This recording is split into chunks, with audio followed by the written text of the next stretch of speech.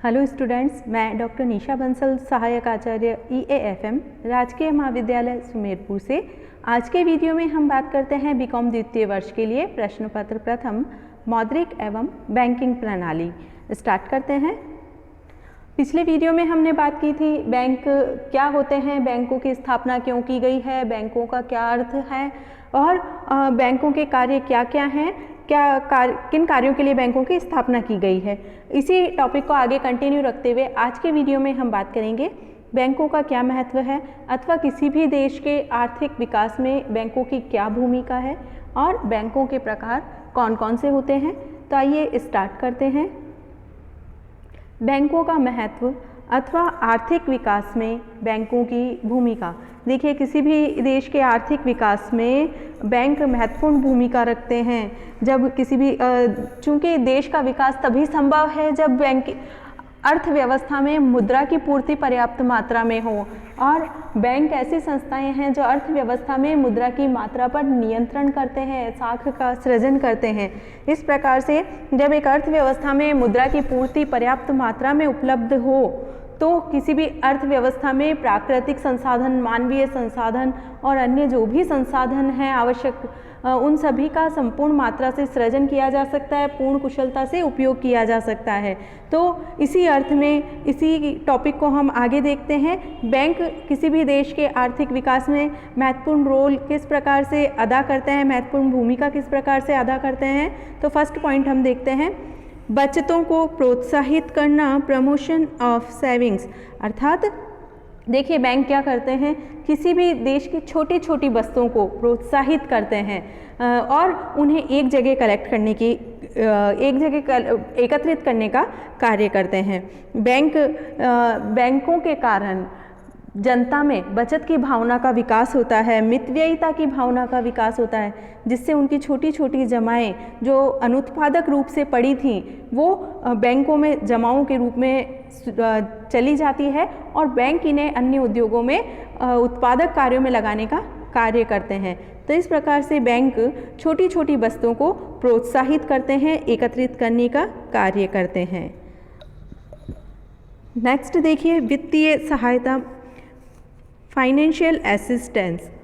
Sorry, देखिए, bank सिर्फ यही नहीं करते कि इन कोषों को एकत्रित कर लिया, बल्कि जब ये कोष एकत्रित हो जाते हैं तो इन कोषों को ऋण के रूप में, अग्रिम के रूप में, नगद साख के रूप में, इस प्रकार से अर्थव्यवस्था के विभिन्न क्षेत्रों को, विभिन्न उद्योगों को प्रदान करने का कार्य करते हैं। उद्योगों को अधिविकर्ष की सुविधा प्रदान करते हैं, विनिमय बिलों की कटौती का कार्य करते हैं। तो इस प्रकार से अर्थव्यवस्था में जब भी वित्तीय संसाधनों की आवश्यकता होती है, बैंक उनकी पूर्ति यथा समय करते हैं। तो इसका इफेक्ट होता है कि जब वित्त की पूर्ति प्रॉपर एक समय पर हो जाती है तो उत्पादन कार्य रुकता नहीं है, उत्पादन कार्य को गति मिलती है, जिससे अर्थव्यवस्था विकास की ओर अग्रसर होती है। इस प्रकार से बैंक इन जो जमाओं का प्रयोग उत्पादक कार्यों में करते हैं और राष्ट्र की प्रगति में योगदान देने का महत्वपूर्ण कार्य संपादित करते हैं। नेक्स्ट देखिए, पूंजी कोषों का एकीकरण, एक्यूमुलेशन ऑफ कैपिटल। देखिए, बैंकिंग संस्थाएं जो भी हैं वो अपनी जितने भी जनता की जमाएं हैं, छोटी छोटी बचतें हैं, उनको जमाओं के रूप में संग्रहित करके और उसे एक बड़ी पूंजी कोष के रूप में एकत्रित करने का कार्य करते हैं। अर्थात जब जनता के पास जमाएं होती है, बचतें होती है, तो वो बहुत छोटे छोटे रूप में बिखरी हुई सी बचतें हैं। उन बिखरी हुई बचतों को एक जगह एकत्रित करने का कार्य कौन करते हैं?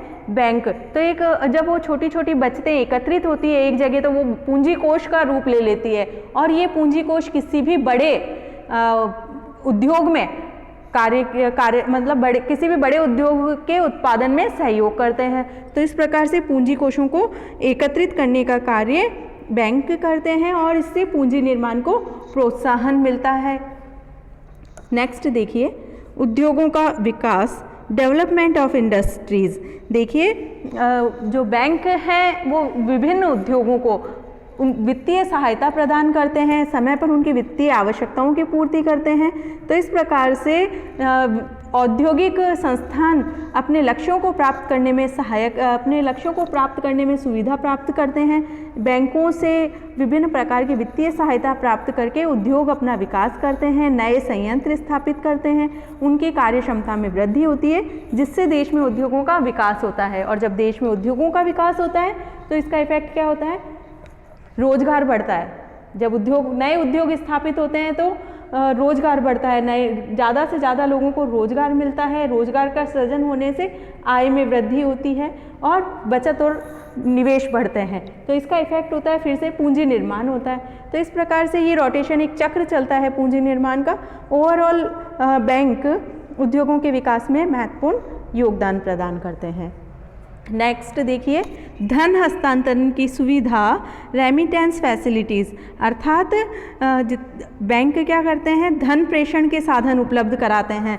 धन प्रेषण के साधनों में कौन से साधन हो गए? चेक, ड्राफ्ट, विनिमय विपत्र। तो ये सारे साधन क्या है? पूंजी को गतिशील करते हैं, एक स्थान से दूसरे स्थान पर धन को प्रेषित करने का या हस्तांतरित करने का सुगम और सरल साधन है। तो इस प्रकार से बैंक ऐसे स्थानों से जहाँ पर पूंजी का बाहुल्य है वहाँ से पूंजी एकत्रित करके ऐसे स्थानों पर पूंजी का हस्तांतरण करते हैं जहाँ पर पूंजी का अभाव है या इन कोषों की आवश्यकता है। तो इस प्रकार से बैंक अधिक पूंजी की मात्रा वाले स्थानों से कम पूंजी की मात्रा वाले स्थानों पर धन का हस्तांतरण करने की सुविधा प्रदान करते हैं।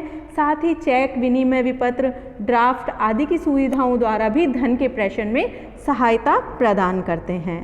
नेक्स्ट देखिए, साख का सृजन, क्रिएशन ऑफ क्रेडिट।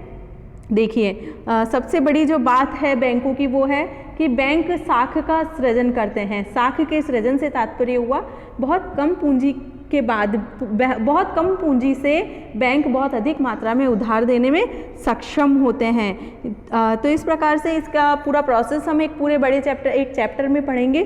साख सृजन का कार्य किस प्रकार से करते हैं? बैंक विभिन्न व्यक्तियों के खाते में पैसा जमा करते हैं। जब ऋण के रूप में पैसा देते हैं तो विभिन्न व्यक्तियों को नगद नहीं दिया जाता बल्कि उनके अकाउंट में जमा कर दिया जाता है। तो इस प्रकार से कुछ मात्रा में पूंजी रखकर भी बैंक बहुत अधिक मात्रा में उस पूंजी से ऋण प्रदान कर सकते हैं। तो इस प्रकार से साख के सृजन की साख सृजन में महत्वपूर्ण भूमिका अदा करते हैं। नेक्स्ट देखिए, व्यापारिक क्रियाओं का विस्तार, एक्सपांशन ऑफ बिजनेस एक्टिविटीज़। यानी कि देश में अगर व्यापारिक क्रियाओं का विस्तार होता है तो मूल्यों में स्थिरता बनी रहती है और इन व्यापारिक क्रियाओं के विस्तार पर बैंक महत्वपूर्ण प्रभाव डालते हैं।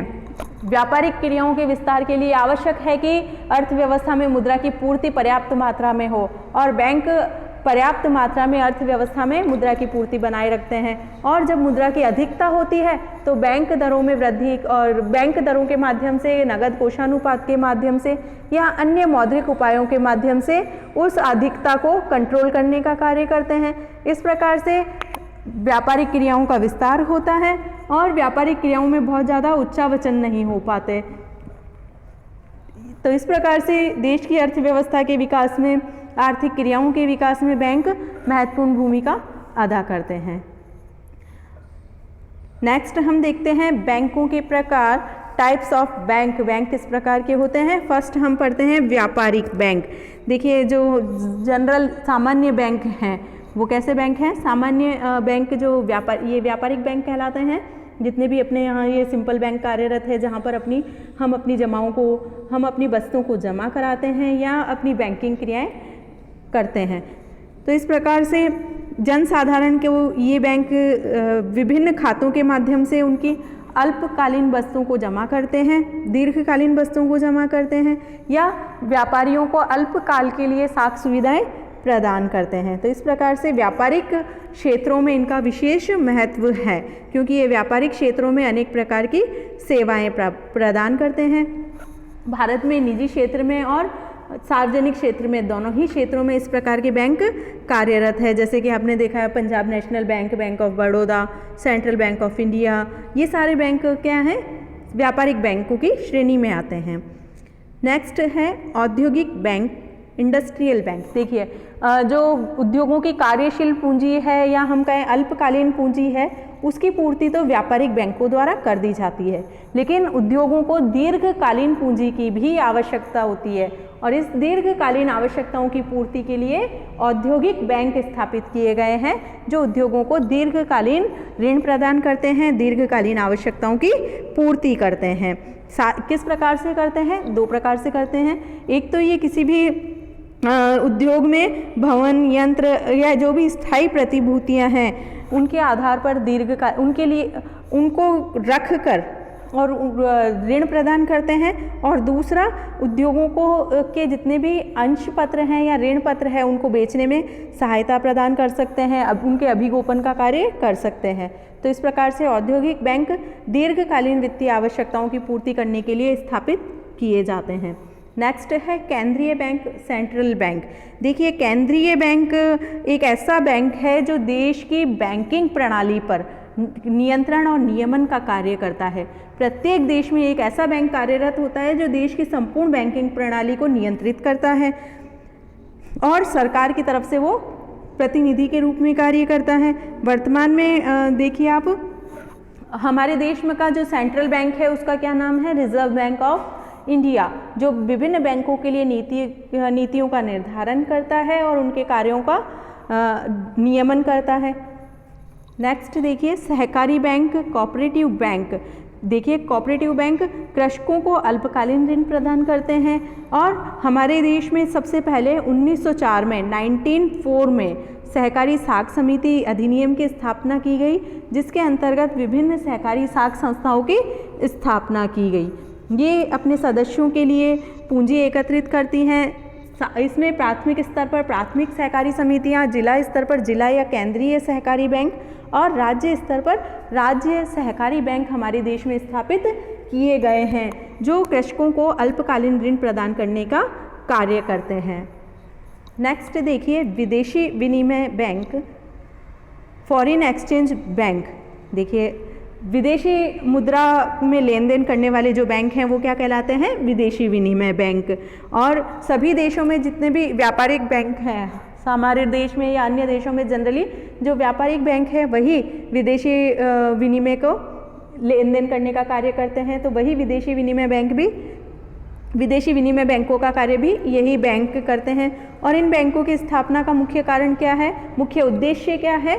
अंतर्राष्ट्रीय भुगतान को सरल बनाना और एक देश की मुद्रा का दूसरे देश की मुद्रा में परिवर्तन करना। तो इस प्रकार से ये बैंक अनेक देशों की मुद्राओं को अपने पास रखते हैं और जब भी आवश्यकता होती है जिस व्यक्ति को, उसकी मुद्रा को परिवर्तित करने का कार्य ये बैंक करते हैं। तो ये थे विदेशी विनिमय बैंक। नेक्स्ट देखिए भूमि विकास बैंक, लैंड डेवलपमेंट बैंक। देखिए ये ऐसे बैंक हैं जो सहकारी, अर्ध सहकारी या गैर सहकारी क्षेत्र में हो सकते हैं। इनका मुख्य कार्य क्या है? भूमि को बंधक के रूप में रखकर और भूमि पर स्थायी सुधार के लिए ऋण प्रदान करना। अर्थात ये बैंक क्या करते हैं? किसी भी व्यक्ति की भूमि को अपने पास गिरवी रखकर उसी भूमि के लिए, उस भूमि के सुधार के लिए दीर्घकालीन ऋण प्रदान करते हैं। और सभी राष्ट्रों में ये बैंक कार्यरत है। इन बैंकों की स्थापना सर्वप्रथम फ्रांस में हुई थी। नेक्स्ट देखिए बचत बैंक, सेविंग बैंक्स। देखिए सेविंग्स बैंक क्या होते हैं? जो जनता की छोटी छोटी बचतों को जमा के रूप में स्वीकार करते हैं। बचत बैंक का नाम ही देख लीजिए आप, जो जनता की छोटी बचतों को जमा के रूप में स्वीकार करे। और ये क्या करते हैं? ये जनरली व्यापारिक बैंक जो हमने पढ़े थे उनके सहायक के रूप में कार्य करते हैं। हमारे देश में जो डाक बचत बैंक हैं, पोस्ट ऑफिस सेविंग बैंक, वो बचत बैंक ही हैं, बचत बैंक के रूप में कार्यरत है और व्यापारिक बैंकों के सहायक बैंकों के रूप में कार्य करते हैं। नेक्स्ट प्रकार है आयात निर्यात बैंक, एक्सपोर्ट इंपोर्ट बैंक। देखिए आयात और निर्यात को बढ़ावा देने के लिए विभिन्न देश अपने यहाँ आयात निर्यात बैंक की स्थापना करते हैं। यह बैंक क्या करते हैं? आयातों के लिए दीर्घकालीन वित्तीय सुविधाएं या दीर्घकालीन ऋण की सुविधाएं प्रदान करते हैं। हमारे देश में 1 जनवरी 1982 को 1 जनवरी 1982 को याद रखिए, ये डेट हमेशा पूछी जाती है, चाहे वो कंपटीशन एग्ज़ाम हो या जनरल कोई भी एग्ज़ाम हो तो उस समय पे वो पूछ ली जाती है। Export import bank of India की स्थापना कब की गई? 1 जनवरी 1982 को। तो हमारे देश में 1 जनवरी 1982 को आयात निर्यात बैंक एक्जिम की स्थापना की गई। इसका शॉर्ट नाम है एक्जिम, EXIM। नेक्स्ट देखिए, अंतर्राष्ट्रीय बैंक, इंटरनेशनल बैंक। अंतर्राष्ट्रीय बैंक क्या है? अंतर्राष्ट्रीय स्तर पर विभिन्न राष्ट्रों के मध्य मुद्रा और साख के लेन देन को सरल बनाने के लिए अंतर्राष्ट्रीय बैंकों की स्थापना की गई। अर्थात ये बैंक अंतर्राष्ट्रीय स्तर पर मुद्रा के लेन देन को सरल बनाते हैं, सुविधाजनक बनाते हैं, यही इनका मुख्य कार्य होता है। और एक हम भूल गए हैं इसमें, नाबार्ड, राष्ट्रीय कृषि एवं ग्रामीण विकास बैंक, नाबार्ड जिसको बोलते हैं, national bank of for agriculture and rural development. देखिए, कृषि क्षेत्र में दीर्घकालीन वित्तीय आवश्यकताओं की पूर्ति के लिए हमारे देश में 12 जुलाई 1982 को नाबार्ड की स्थापना की गई है। ये डेट आप याद रखना और नाबार्ड का पूरा नाम आप याद कर लेना, ये हर जगह पूछा जाता है। कंपटीशन एग्जाम की दृष्टि से भी ये महत्वपूर्ण है। नाबार्ड क्या है, नाबार्ड का पूरा नाम क्या है और इसकी स्थापना कब हुई थी? तो कंफ्यूज मत होइए। देखिए, आयात निर्यात बैंक की स्थापना हुई है 1 जनवरी 1982 की, और 1982 में जुलाई 12 जुलाई को स्थापना किसकी हुई? नाबार्ड की। National bank of for agriculture and rural development, राष्ट्रीय कृषि तथा ग्रामीण विकास बैंक। तो इस प्रकार से ये थे बैंकों के प्रकार। इसी के साथ ये टॉपिक हमारा यहीं समाप्त होता है। Thank you very much.